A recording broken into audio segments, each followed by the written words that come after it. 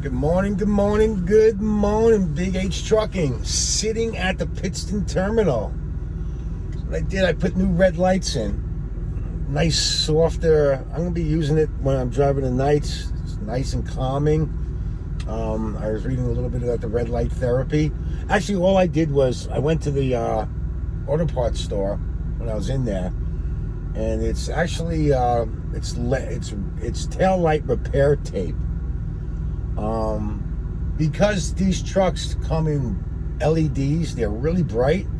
So what I did was I put 2 layers on it just to calm the effect down a little bit. But I like it. Red light therapy is supposed to be calming, it's supposed to be good for the heart and the soul. So we're going to give it a whirl. Where have I been? Went home. Unplanned home time. Why? Truck went back to Peterbilt. Intermittent check engine light kept popping up. I would get it for a day, take a 10-hour break, and it would shut off. It would flip me out. So I was on my way to Peterbilt, and there's no check engine light. So I turn around and say, hey, listen, get me a load. Okay. Get a load, drive it down, 10-hour break, check engine light comes back on. And by the way, it runs fine. Like during this time with my check engine light, it ran fine. So finally I had enough is enough. So I, contacted Road Assist, and they said, yeah, you have another misfire in cylinder 3. Now that same misfire in cylinder 3 happened when I was in Florida. Apparently they changed the injectors out. According to my paperwork I've got up here, they changed all the injectors out. I talked to Van, who is Peterbilt's representative for Peterbilt, and apparently the solution is cleaning, and they did something with the software update to minimize the output. For whatever reason, my truck, I'm talking about my truck, specifically speaking, is getting a clog or a waxing in cylinder 3, the fuel injector that sprays the diesel into cylinder 3. Now again, you would never know that you're having a misfire until the check engine light comes on. It doesn't. The only sign is when it's really cold out and you first started after your break. It kind of shakes a little bit, but then it goes away. During normal operating, when it hits normal operating temperature, it runs like a top. Again, you would never know that you had a misfire. I've had misfires in cars, and it doesn't do, or I should say, it doesn't do what this Peterbilt did, which is run fine. I mean, misfires in cars would be spitting and spatting. If you're going to go back to the old days with carburation and spark plugs, and all cars have spark plugs still, but with the carburation and distributor cap points and all that stuff, a misfire is your car ain't running right. It's just, the gasoline burns rich. Anyway, that's a misfire. I was under the impression when I dropped it off. This time I went to Hunter up here in Pennsylvania because I had a load. I had a load that dropped in Maryland. Check engine light came on, so I drove up to Hunter. I'm like, screw it, because every time this happens, it's a week. I'm going home. So I dropped it off. Check engine light now. The next day, I stayed there overnight because I got there late. I got there after midnight, so there's no way to check in until the next day. And I go to turn my key on and start the truck, and of course the check engine light goes out. So I walk in there. I said, listen, here's the deal. Check engine light's out, but it comes on intermittently and then goes off. Comes on, goes off. Comes on, goes off. We got to rectify this. I'm leaving this truck here. I'm not picking it up until it's rectified. But regardless, I've got Van. I told her, I name dropped. Said Van is we know who Van is. Okay, great. Fix the truck. I said, this truck has been in and out of 2 different places, and all you guys do is clean. Well, I do the same thing. I put injector cleaner fluid in this thing, every tank full, and I shouldn't be doing that. By the way, I've been dropping like nearly $60 a week just an injector cleaner. I mean, these bottles power service are not cheap. They're $21 for a half gallon.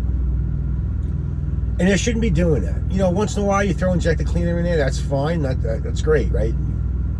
But I shouldn't be having every tank full dropping, 8 to 10 ounces in each tank.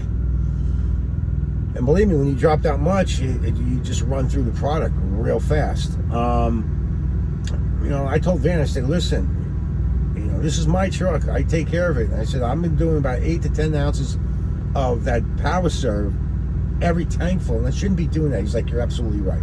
He goes, okay, we think we found the remedy. I said, you think or you know? He's like, well, we're pretty confident that we know the fix. We're going to clean your injectors, and then what they're going to do is they're going to do some sort of software update. So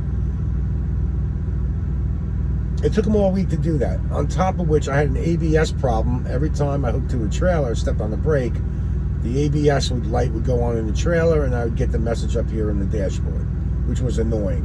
That if you have a Peterbilt and an idiot light goes off, it's a loud bell. So they were scratching their head more about that ABS light when they couldn't find it than the injectors. So I finally get a call Thursday, and I thought my truck was ready. Like, no, we're still kind of scratching our head about this ABS issue. They asked me if I got any type of work done. I said no. I said, when did it start? I said it started about a month and a half ago. I thought, it was just the trailer, because sometimes you pick up a prime trailer, the ABS light goes off. Okay. But every trailer, no matter what I did, I changed electrical line, whatever I did, it still would ding. So I have yet to find out whether their fix is working. Apparently it was the ABS sensor itself that got replaced. So it's about 3 o'clock in the morning. I'm gonna go take a nap, but I'm gonna let my fleet manager know that I'm back at 7 a.m. and let's get a load and get out of here. I know that maybe I've been lucky to go home because the weather has just been, last week has been atrocious. I've been watching, different videos, and I hope everyone's safe. The whole country's just got, no matter where there was no escaping it, unless you were down in Laredo, but, as soon as you came up to Houston, you got ice. So I hope everyone's all right. Everyone had a safe week. But man, oh man, it was that brutal cold. I mean, even on Long Island where I was staying, it was absolutely mind-blowing cold. But to see, negative 41 out west, minus 10, minus 20, that's something else. But hopefully that's calm and that's gone. They're expecting freezing rain up here today. And I was speaking to my buddy who was in Springfield. He said it was iced over. It was raining, hitting the surface and freezing. So again, still got a couple days of, even though it's supposed to warm up where I'm at in Pennsylvania, and basically the whole country's going to warm up a little bit. Now they're talking about the next 4 or 5 days and nothing but heavy rain from the south over to the east. So, we still got winter. Winter is a challenge. I think from now on, I'm going to work through the holidays, Thanksgiving, Christmas, New Year's, and it seems like every January-ish, second week of January, it starts getting, the weather starts turning bad. I think I'm just going to take the rest of January off, take the 3 weeks off, say goodbye to January, without having to deal with this stuff. But if you got to deal with it, you got to deal with it. You just got to be, use your common sense and drive when you can drive. I've been seeing some of these pileups, some of these dash cam pileups, and the speed in which these people are going down that road in snow-covered highways are absolutely mind-blowing.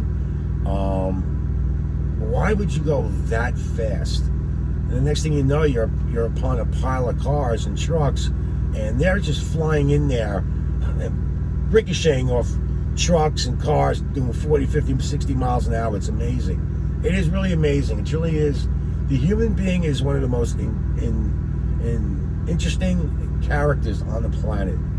The things that we do are just mind-blowing. But yeah, you know, I mean, I'm not here to lecture anybody in winter driving. Believe me, I've done plenty of it in trucking.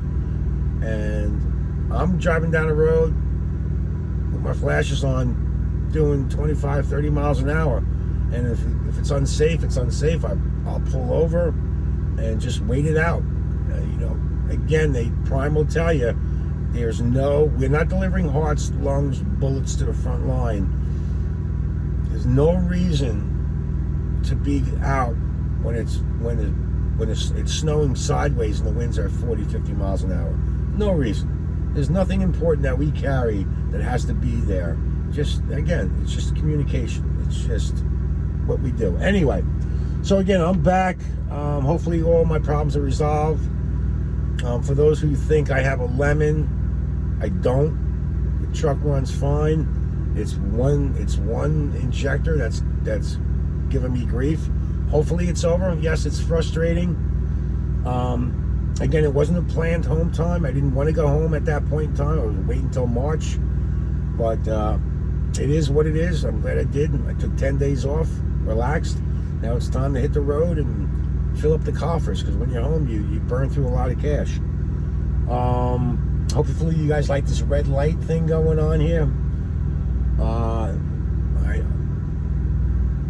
Until I get my lighting system in, I'm going to order some Dude Revolutions. I'm going to get some red lights up here on the dash, whatever that's called, and along the side of the truck, because this truck needs some lights. But until that happens, I'm doing a temporary thing here with the tape, and we're gonna roll with it. So that's it, man. So stay safe, make great decisions, and until the next video, thanks for stopping by BigH Trucking. Stay safe, make great decisions, boy, folks.